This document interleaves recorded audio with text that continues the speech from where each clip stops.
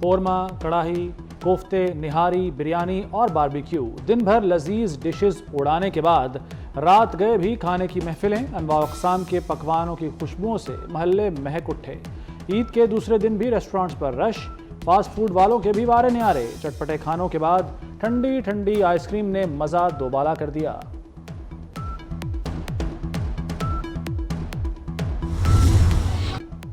عید کے دوسرے روز تفریحی مقامات پر لوگوں کا رش، مزیدار کھانوں سے لطف اندوز ہونے کے بعد لوگوں کے پارکوں میں ڈیرے۔ کراچی میں سی ویو کی رونق بھی بڑھ گئی، بچوں کی بھی موج مستیاں جاری۔ ناران، کاغان اور ملکہ کوثر میں سیاحوں کی بڑی تعداد جا پہنچی۔ مری کے ٹھنڈے موسم نے عید کی انجوائمنٹ کو چار چاند لگا دیے۔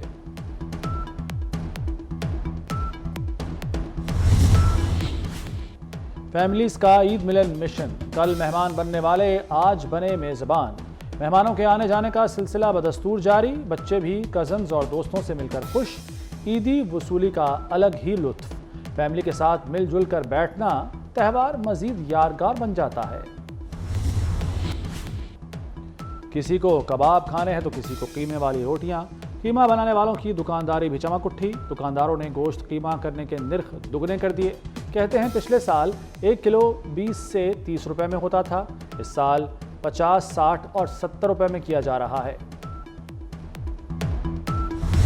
اگر اس ملک نے آگے جانا ہے تو سب کچھ ہمیں پرائیویٹ سیکٹر کے حوالے کرنا پڑے گا۔ جتنے خسارے ہیں، جتنا یہ حکومت کا بوجھ ہے، ہمیں اس کو کم کرنا ہوگا، اور اب تک ہمارا tax to G D P 13% تک نہیں جائے گا تو وہ ایک پنجابی دی گل ہے، میں لواں کتھوں تے میں دواں کتھوں۔ سب بیچ دو، ملک آگے جانا ہے تو سب پرائیویٹائز کرنا ہوگا۔ وفاقی وزیر خزانہ محمد اورنگزیب نے صاف صاف بتا دیا، کہتے ہیں خسارے اور حکومتی بوجھ کم کرنا ہوگا۔ پی آئی اے 10 سال پہلے پرائیویٹائز ہو جاتا تو اتنا نقصان نہ ہوتا۔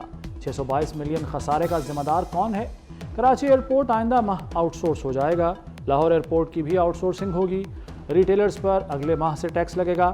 نان فائلر کی ملک میں جگہ نہیں ہونی چاہیے۔ تنخواہ دار طبقے کو ریلیف نہ دینے پر تنقید کی جا رہی ہے۔ ادارے نقصان میں ہیں تو کیسے ریلیف دیں؟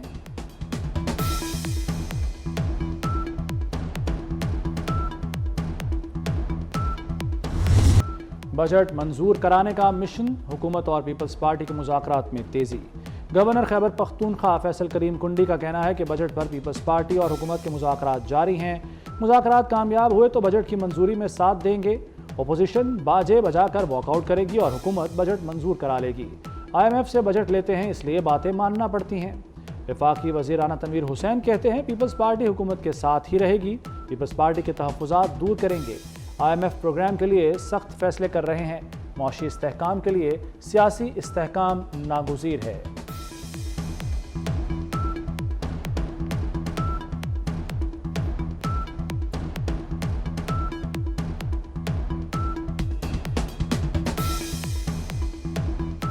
آخری پروگرام ہوگا IMF کے ساتھ قرضے کا، اس کے بعد نہیں ہوگا، یہ بھی قوم سے بد ہے۔ پہلے بھی بات کی ہوئی ہے اور اب بھی کر رہے ہیں اور کرتے رہیں گے، اور انشاءاللہ تحفظات ان کے دور بھی ہوں گے اور ہمارے ساتھ بھی ہوں گے۔ آئندہ سال مہنگائی قابو میں رہے گی، ترقی کی شرح کا 3% ہدف چیلنج بن سکتا ہے۔ عالمی ریٹنگ ایجنسی فچ کے مطابق عام انتخابات کے بعد سے بیرونی ادائیگیوں کی صورتحال بہتر ہو رہی ہے۔ پاکستان کو آئندہ مالی سال تقریباً $20 ارب کی ضرورت ہے۔ اگلے سال مالیاتی اہداف حاصل ہونا واضح نہیں، حکومتی اقدامات سے بیرونی ادائیگیوں پر دباؤ کم ہوگا۔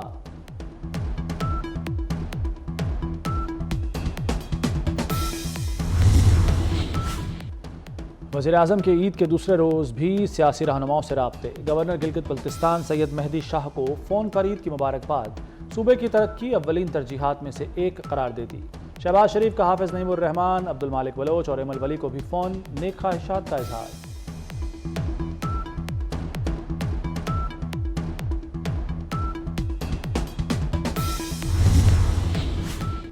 آلائشیں اٹھانے اور صفائی ستھرائی صرف ڈال کر جاری۔ پنجاب میں 48 گھنٹے میں آلائشیں اور مسلسل صفائی ستھرائی، سڑکوں کی دھلائی کے علاوہ عرق گلاب چھڑک کر بدبو اور تعفن کا بھی خاتمہ ہوا۔ وزیر اعلیٰ مریم نواز کی وزیر بلدیات ذیشان رفیق اور ان کی ٹیم کو شاباش۔ ذیشان رفیق کا دورہ، شیخوپورہ ضلع انتظامیہ کے اقدامات کو سراہا۔ عید کے تیسرے دن بھی صفائی کا یہی معیار برقرار رکھنے کی ہدایت۔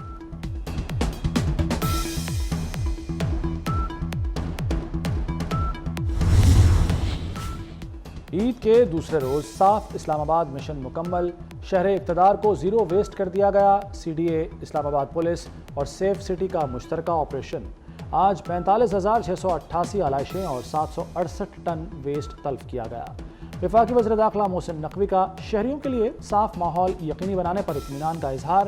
چیئرمین CDA محمد علی رندھاوا اور پوری ٹیم کی کارکردگی کی تعریف۔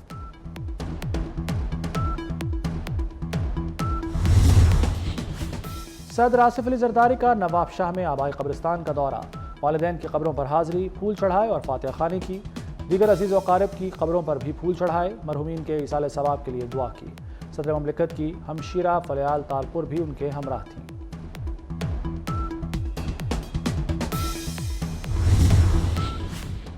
پنجاب میں عید کے پہلے روز ٹریفک حادثات میں 18 افراد جاں بحق، 2089 زخمی۔ سب سے زیادہ 382 حادثات لاہور میں ہوئے۔ زیادہ ہلاکتیں اور زخمی بھی لاہور میں ہوئے۔ فیصل آباد میں 125، ملتان میں 120 اور گجرانوالہ میں 108 حادثات رپورٹ۔ پنجاب میں عید کے پہلے روز آگ لگنے کے 173 واقعات ہوئے۔ ٹریفک چالان کی عجیب کہانی سامنے آ گئی۔ سب سے زیادہ آبادی والا سب سے بڑا شہر کراچی ٹریفک چالان میں لاہور سے پیچھے۔ رواں ماہ کے پہلے 10 روز کی اسٹڈی 24 نیوز پر لاہور میں 97,000 چالان ہوئے، جبکہ کراچی میں صرف 24,000۔ تاہم دونوں شہروں میں دوسرے نمبر پر رکشہ لوڈر اور کمرشل گاڑیاں ہیں۔ بڑی کاروں اور لگژری گاڑیوں پر سوچ سمجھ کر ہی ہاتھ ڈالا گیا۔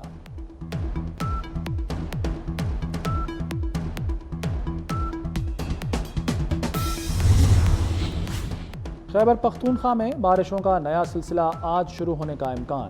مری میں وقفے سے بادل برسنے لگے۔ اسلام آباد اور راولپنڈی میں ہلکی بارش سے موسم خوشگوار۔ ملک کے دیگر علاقوں میں سورج دن بھر آگ برساتا رہا۔ عید کے دوسرے روز بھی لو کے تھپیڑے۔ وزیر دفاع خواجہ آصف کی سیالکوٹ کی مترا نہر میں ڈبکیاں، لیگی کارکنان بھی نہر میں نہاتے رہے۔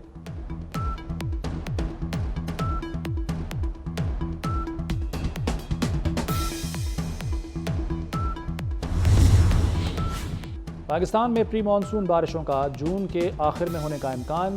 باقاعدہ بارشیں جولائی کے پہلے ہفتے شروع ہوں گی۔ محکمہ موسمیات کا کہنا ہے کہ رواں سال بارشیں معمول سے زیادہ ہوں گی۔ دریاؤں اور ندی نالوں میں سیلاب کا خدشہ۔